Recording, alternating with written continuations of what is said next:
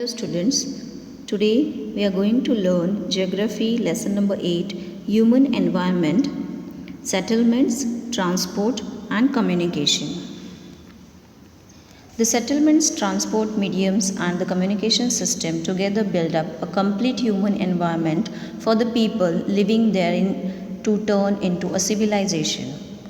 Human environment refers to the man made surroundings that include the physical, social, and economic components that determine the state, condition, and quality of living of a person. These components vary from one place to another and have evolved over time with the advancements and changes in the society. Early humans lived on trees and in caves. When they began to grow crops, they started settling at one place, and these settlements grew near the river valleys. With the development of trade and commerce, human settlements became larger. A settlement is a place where people live and they are of various types. So, on the basis of stability, a settlement can either be temporary type or permanent type.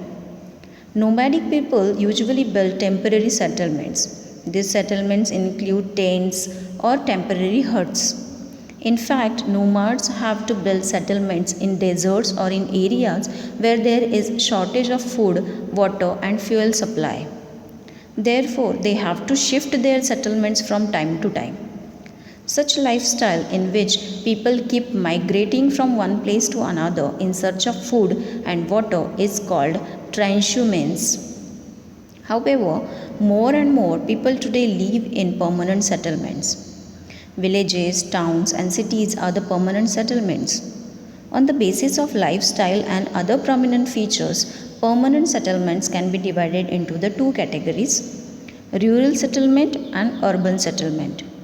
Rural settlements are the settlements where people are occupied with primary activities such as agriculture, fishing, forestry, rearing of animals, pottery, and mining, etc. A village is an example of rural settlement. Urban settlements are compact and comparatively larger than the rural ones. Towns and cities come under this category of settlement. Urban settlements can be classified on the basis of size of population, density of population, administrative status, land use pattern, and economic activities.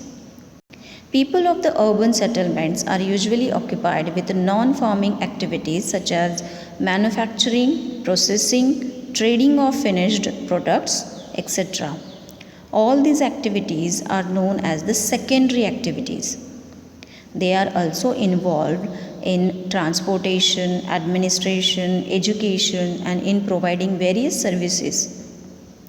People here enjoy the modern amenities like big schools, colleges, hospitals, well linked transportation facilities, etc.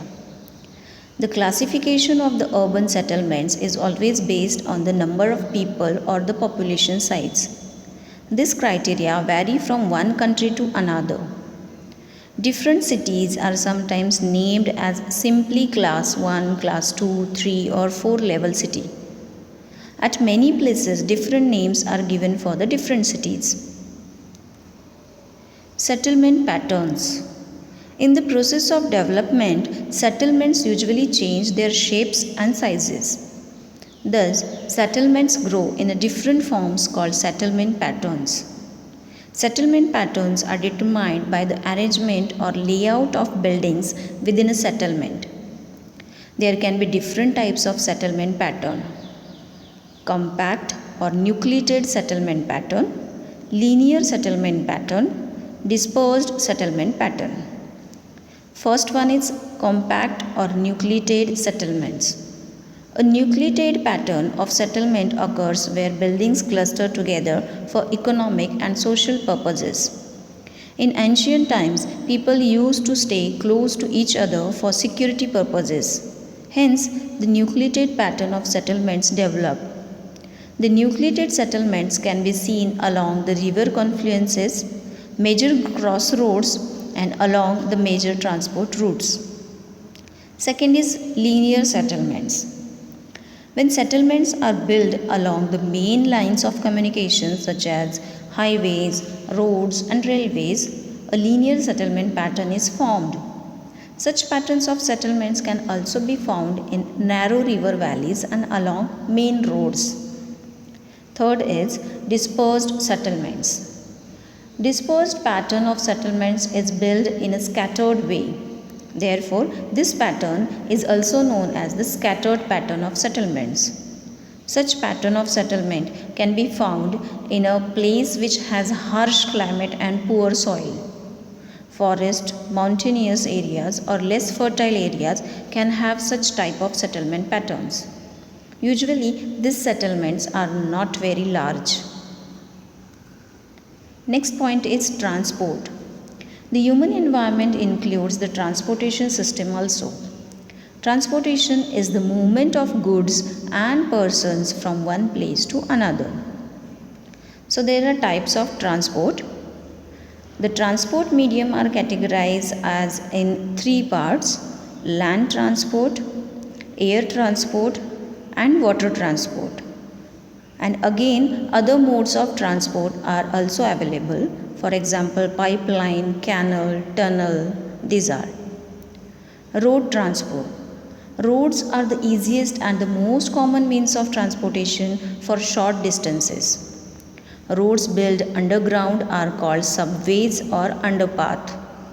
As per the government plan in India, major cities just like Delhi, Kolkata, Chennai, Mumbai are being linked through a 6-lane super express highway which is called the Golden Quadrilateral.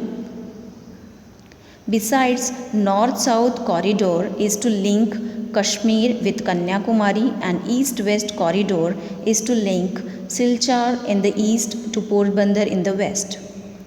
India ranks second in the world for having the largest road network. Next is rail transport. Railways provide the fastest and the cheapest portage on land.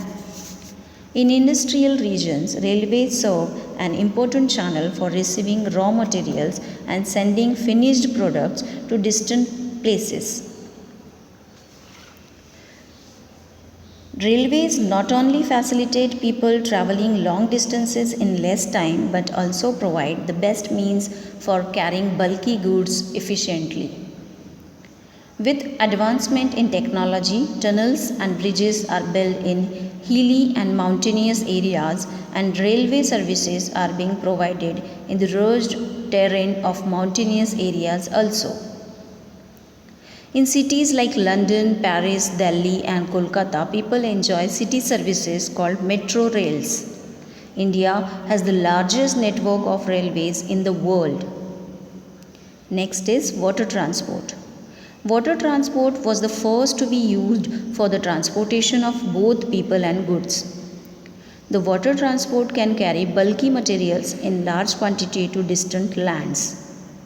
It is the cheapest mode of transport as nature itself provides for waterways in the form of rivers, lakes, seas, and oceans. Inland waterways. Rivers, lakes, and canals are the inland waterways. They can be navigated easily. Transportation takes place in these inland waterways through boats and steamers. Next is air transport. Air transport is the fastest mode of transports developed in the 20th century. Big aircrafts are used to carry loads and travel to distant places. Airports are established all across the world that provide base for air transportation.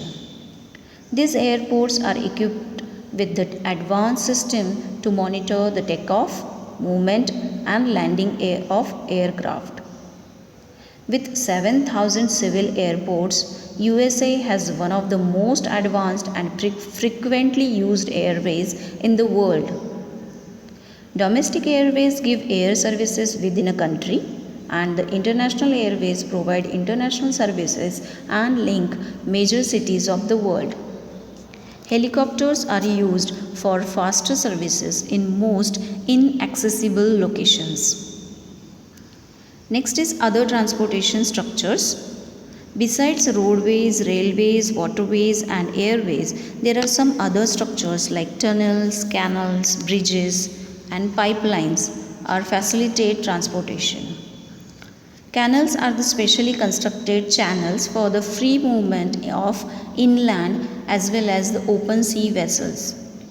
Canals are constructed at a place where the natural water is not navigable. Tunnels.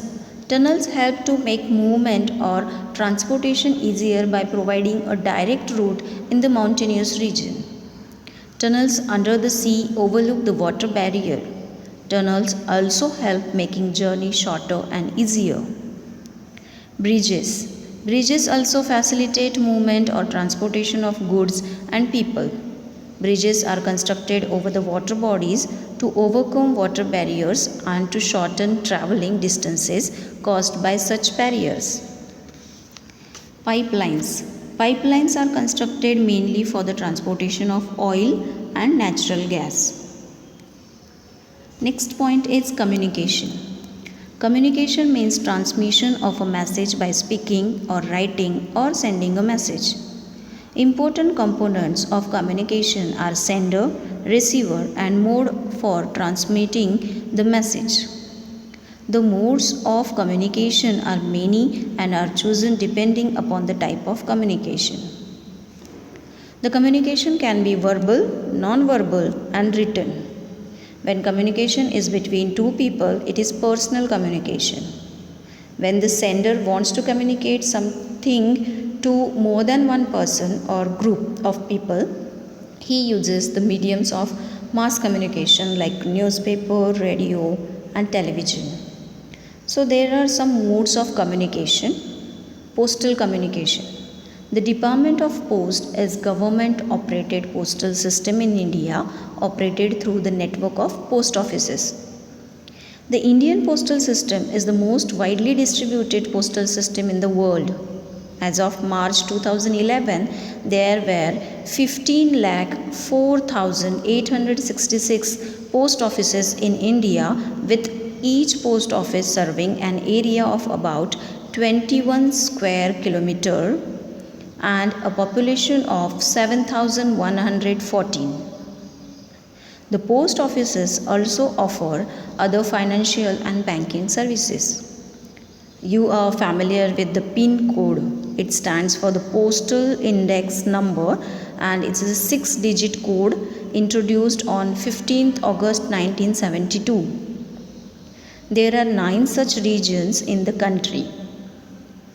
The first 8 belong to different geographical regions and the last one is for the Army Postal Service. Next is telecommunication. Telecommunication occurs when the exchange of information between two or more entities includes the use of technology. Earlier, for long distance communication means used were visual signals.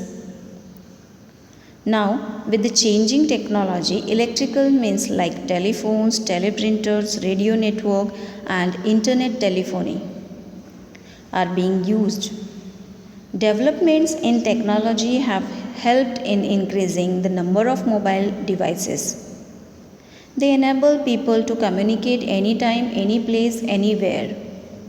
There is a wealth of information available to society that can be accessed on demand.